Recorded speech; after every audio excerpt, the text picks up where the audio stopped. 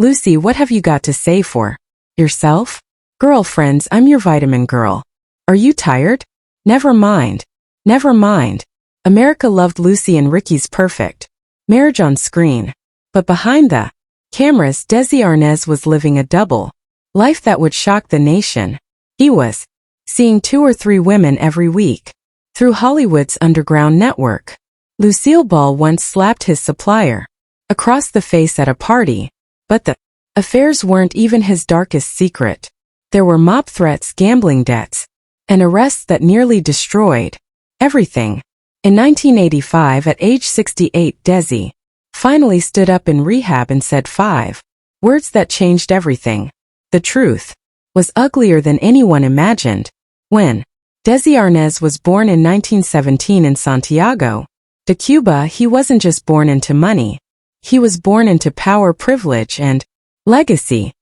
His father was already a mayor at just 23, and his mother's side came from the family that helped build the Bacardi empire.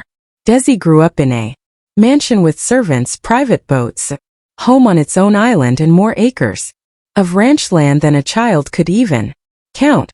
He played among luxury cars and prize-winning horses, and the people who visited their estate weren't neighbors. They were lawmakers, generals, and business tycoons. From the very beginning, Desi's life seemed destined for greatness. But Cuba had other plans. In 1933, when he was just 16, everything exploded. Armed revolutionaries burst into his family's estate and burned it to the ground. They destroyed everything: the house, the ranches, the livestock, the boats, and they were coming for the people next. His father had been a politician tied to the president, and that made them targets. Desi barely survived. Someone yanked him into a moving car as he was running for his life. He had to shout, "Viva Reval!" to avoid being shot while clinging to the side of the speeding vehicle. His mother also barely escaped when rebels reached their second property. Everything was taken. Everything was gone. His father didn't escape. He was captured and thrown into a Havana prison on political charges. There were whispers of execution. For 6 months, Desi's mother waited while her husband endured filth and fear behind bars. Only a last-minute legal move saved him. Even then, Batista himself told Desi's father to get out of Cuba if he wanted to stay alive. So the family packed up what little they had left and fled the country they once ruled. By June 1934, Desi was standing on a dock in Key West, wearing the only clothes he owned. He and his father caught a Greyhound bus to Miami with a few hundred. That's where the palace life truly ended. They lived in a roach-infested warehouse that doubled as a storage office. They didn't have beds, just CS. The rats were so bold that they needed baseball bats to scare them off. For food, they ate canned beans every day. Desi, who used to have chauffeurs and servants, got a job cleaning bird cages at a pharmacy. He made $15 a week. And yet, even then, he was proud to be earning something. He also swept floors at Woolworths and helped his father lay tile in luxury homes they could never afford. But Desi didn't complain. Every rat he killed, every dollar he earned, added to a burning drive inside him. He wasn't just trying to survive. He was planning a comeback. He enrolled at St.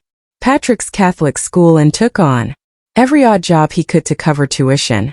When that wasn't enough, he applied to St. Leo Prep near Tampa to improve his English. But what truly helped him fit in was music. American movies, songs, and hotel lounges became his real classroom. Even when he could barely speak English, Desi could sing. His charisma needed no translation. In 1936, when he was just 19, Desi landed his first real break. He got a gig at the Rooney Plaza Hotel in Miami Beach, earning $39 a week with the Siboney. September. That job came from a surprising source: Alberto Barreras, the exiled president of the Cuban Senate, who vouched for him. It was a glamorous hotel full of wealthy tourists, and Desi's music lit up the room. But his father hated.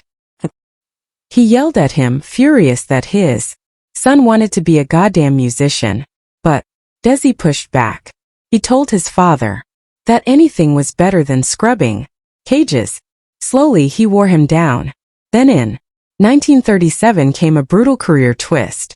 Sphere Cugat, the top name in Latin music, offered Desi a job, but with a 50% pay cut. Desi left his $50 a week band to earn just $25 with Cugat because he believed this step down could lead somewhere bigger. And it did. He became a sensation at the Great Lakes Exposition in Cleveland, and his salary eventually ticked up to $35. Still less than before, but now he had a name. By 1938, though the pay wasn't enough, Desi was starving literally. He demanded better wages. And when Cugat wouldn't budge, Desi pulled a bold move. He made a deal. He could start his own band and use Cugat's name, Desi Arnaz, and his Xavier Cugat Orchestra, if he paid a weekly fee of 25 vowels. Cugat agreed, but Desi's first show was a disaster. Two of his bandmates weren't even Latin.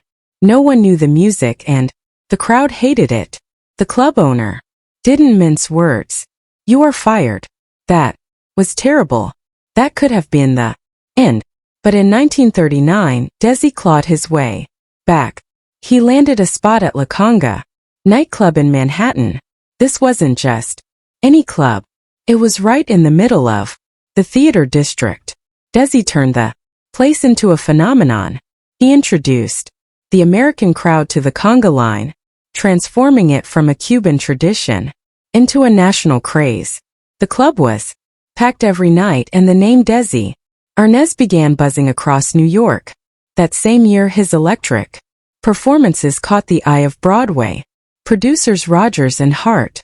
They cast him in the musical Too Many Girls. His nightly conga routines became the show's highlight. It was such a hit that RKO bought the movie rights almost immediately. At just 22, he was handpicked from a Broadway stage to appear in the